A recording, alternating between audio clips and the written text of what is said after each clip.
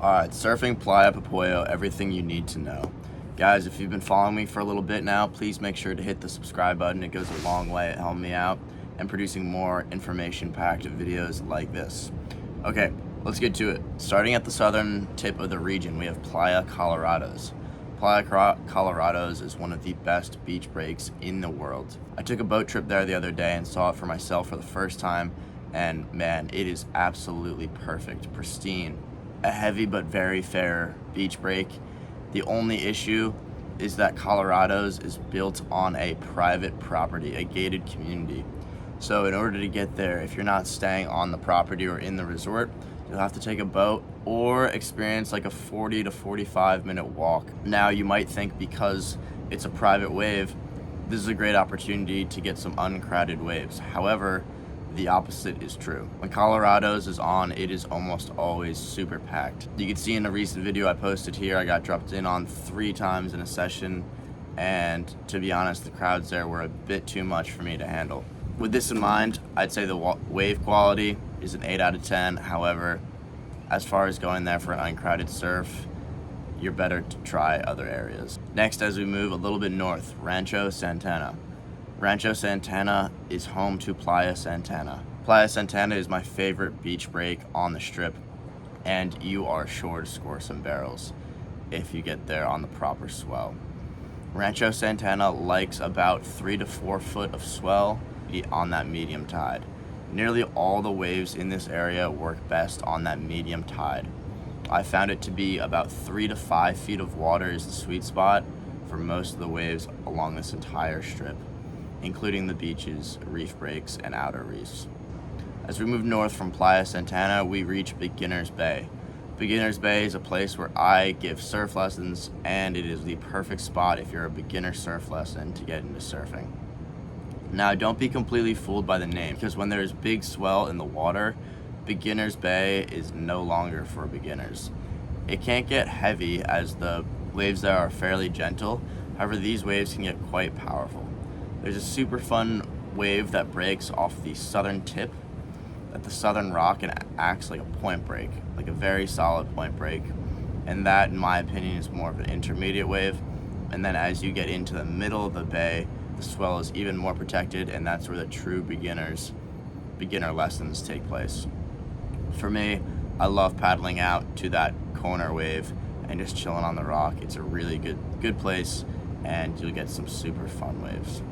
Next, as we continue moving north, we run into the outer reef. So the outer reef of Popoyo is really the reason I'm here. I enjoy charging bigger waves. This wave is absolutely terrifying. It has some teeth, and it's very, very heavy, but super rewarding. Yesterday, I scored the barrel of my life there. I dropped into this wave. It threw its head over.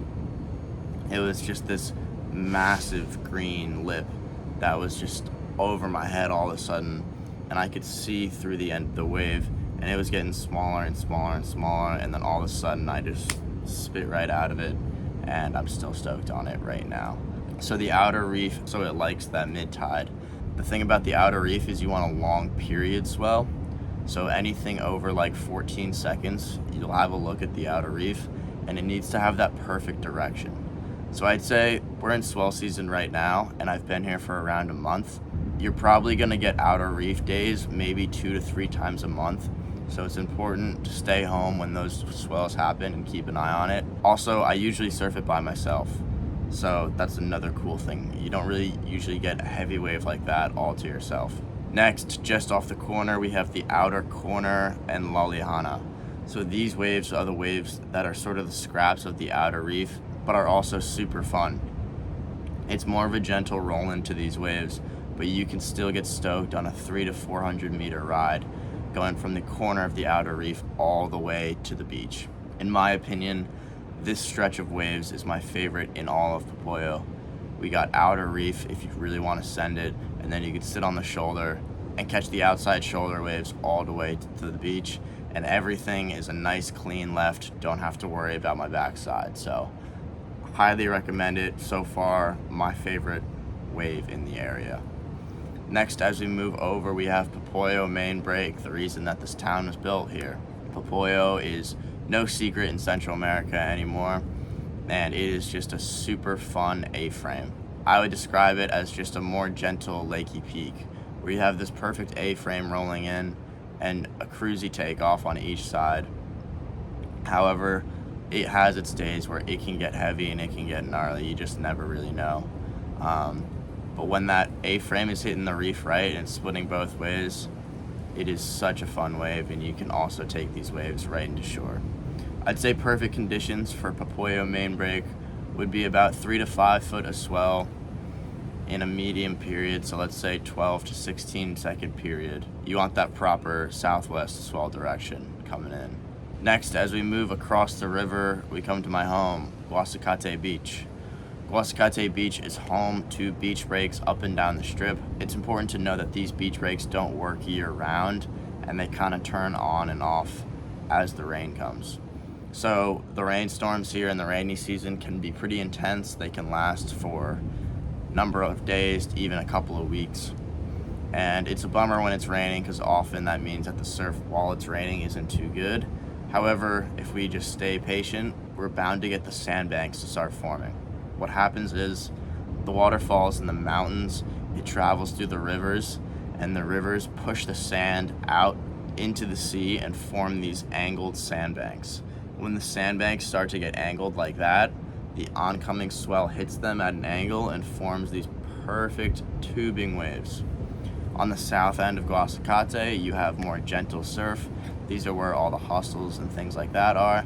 And then as you push further north, it gets to be more advanced waves, steeper waves, things like this. Okay, as we push past Guasacate further north, we have Astillero. Astillero is a fishing village, very low-key fishing village. It's a great place to go if you want to catch a boat to some other breaks as well. But Astillero itself has a river mouth that works pretty often. Astillero is a swell magnet, so a lot of people will flock to Astillero when the swell here in Guasacate is a bit subdued. So it really only needs 2 to 3 foot of swell to be working well. And Astillero, in my opinion, is a bit of a more of a finicky wave. I haven't scored it perfectly yet. However, whenever I've been there, it's been a bit close-outy and just not my favorite wave in general. However, I've heard that it gets really good, so check it out for yourself. Additionally, there are waves north of Astillero, and they're not on Surfline or anything like that, and I'm not going to be the guy to really be throwing them out onto the internet. However, what I will offer is I am posted up here in Pat's Surf House in Popoyo for the swell season, and so if you want to surf some of these waves, the way to do it is a boat trip, and I organize boat trips and do guiding and things like this. So if we can get a group of 3 to 4 guys or girls or anything, shoot me a message on Instagram and we'll go exploring further north.